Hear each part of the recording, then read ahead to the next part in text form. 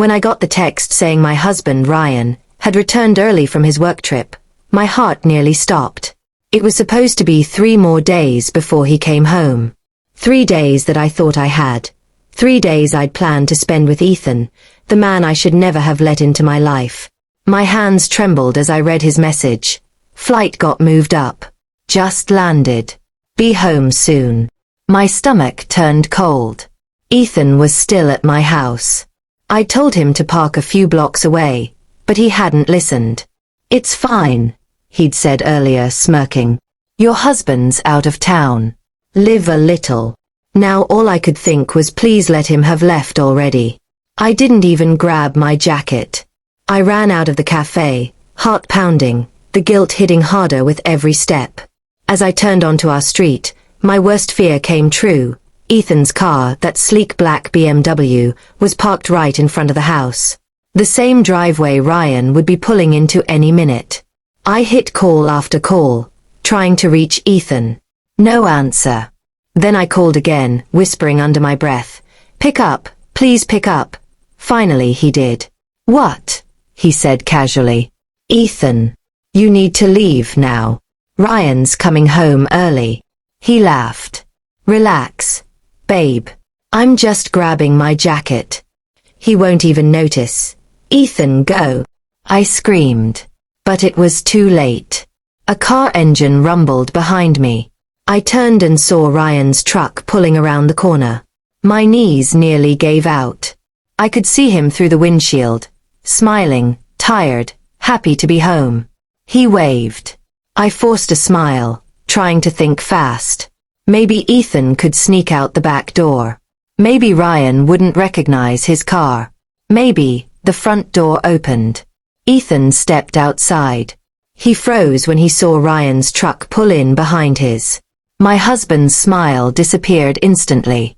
He parked, climbed out, and stared at the two of us standing there. Me on the sidewalk, Ethan by the front door. The world went silent. Ryan's expression hardened as his eyes darted between us, then landed on me.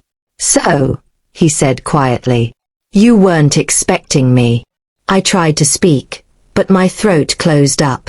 Ethan stepped forward, raising a hand. "Man, it's not what you think." "Don't," Ryan said sharply. "Don't say a word." His voice was calm, but his eyes, I'd never seen that kind of hurt in them before. It was like something inside him broke.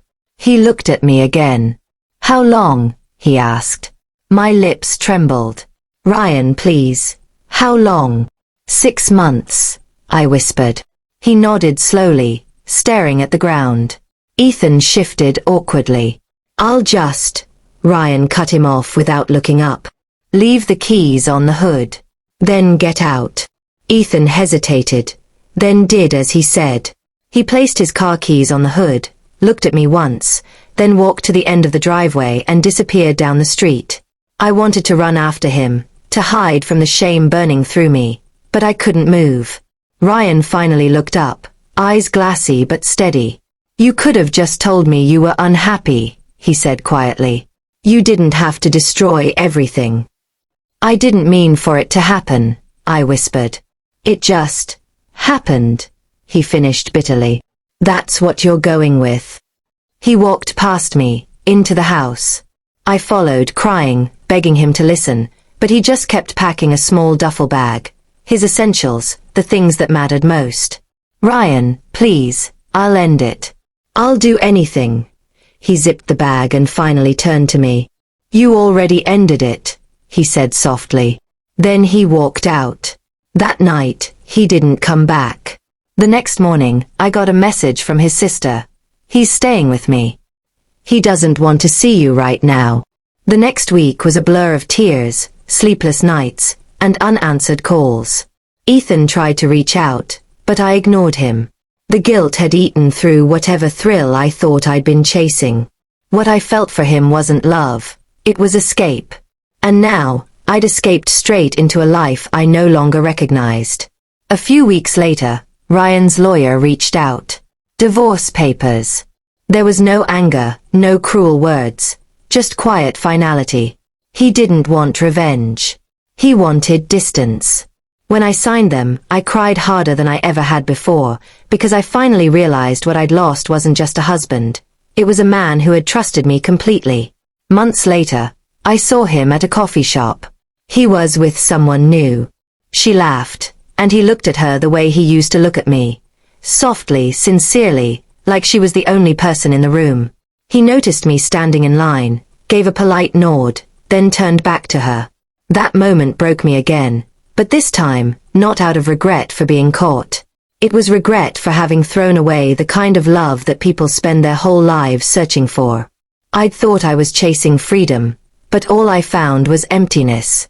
And every time I see a black BMW on the road, I'm reminded of the day my lies caught up to me, and how, in a single moment, I lost everything real.